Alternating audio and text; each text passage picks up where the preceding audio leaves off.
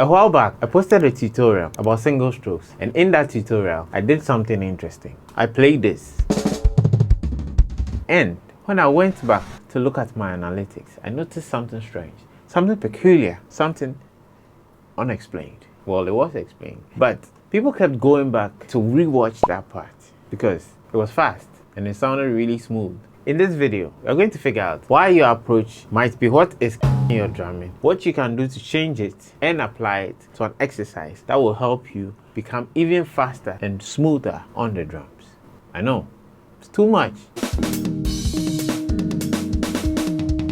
Hello players, welcome back. This is your boy Jaystiqs coming at you with another video. As a beginner, you're excited to play drums, so you just pick up a set of drumsticks and start jamming, right? But before long, your arms start hurting, you get tired, and it's not that much fun anymore, so you stop playing. But how is it that the pros play fast and play for a long period of time, minutes, hours, but they don't seem to get tired?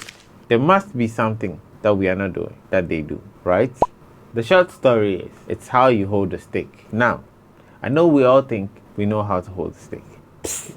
Of course, just hear me out on this one. Trust me, it's going to make a lot of sense at the end. So, the drumstick has an irregular shape, right? If we want to compare it to shapes we know, it's not a square, it's not a rectangle. It's more like a triangle with a big back. So, there's less weight here and more weight here. And this means the back is heavier than the front, which is good because you would want the heavier part to be in your hands and the lighter part to be the one that's hitting the drums. We wouldn't want something like this to happen.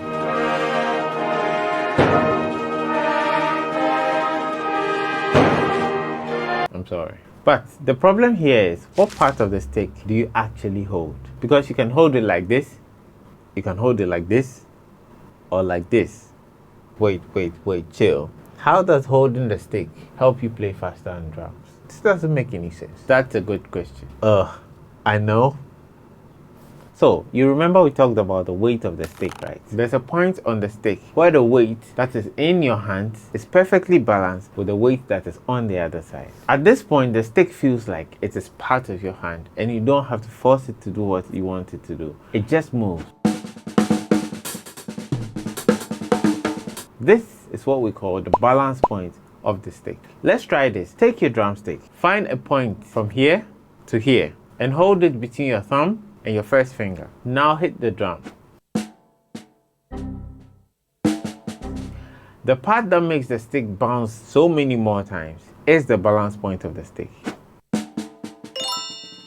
Now that you found that point, you wrap the rest of the fingers around the stick. Now you can strike with more power, use less energy, and play for longer periods of time without your hands getting tired. But still, how does holding the stick make you play faster? We've still not answered that question. That brings me to the next point, movement.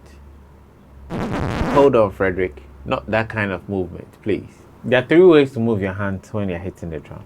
You can hit with your arms, you can hit with your wrists, you can hit with your fingers. The arms is for moving around the kit. With the wrists, you will do movements like this, and with the fingers like this. So, the trick with the fingers is you're trying to pull the end of the stick up with your fingers, right? And that is what causes the other side to hit the drums really fast. And that, players, is how I did this. You will still need to practice it. You will still need an exercise to practice this along with, right? So here's how you practice this. Then you increase the speed gradually until you can play it like this. And of course, you have to use a metronome to track your speed. The metronome app I'm using is called Click. It's on the App Store. And there are a whole bunch of other metronome apps on the Google Play Store that you can check out. Also, check out my website, jaystiqs.com. It's for tracks that you can actually use to practice this exercise and get faster with your fingers. Tracks that you can play along with and practice with to help you get better on the drums. Hit the subscribe, hit the bell to be notified each and every time there is a new video. And smash the like button because the fingers thing, we can use it for a drum fill. We can use it in a drum fill idea. Speaking of drum fill ideas, Maybe you go online, you see a drum fill that you want to learn, but you can't quite figure it out. Here is a video that would help you to figure out any drum fill you see. Once you can hear it, you follow the steps in this video, you can play it. You can literally learn it for yourself and you're good.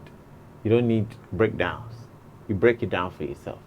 Watch this video and you find out how to do that. Trust me, it's good. It's delicious. It's nutritious. It goes in your bones.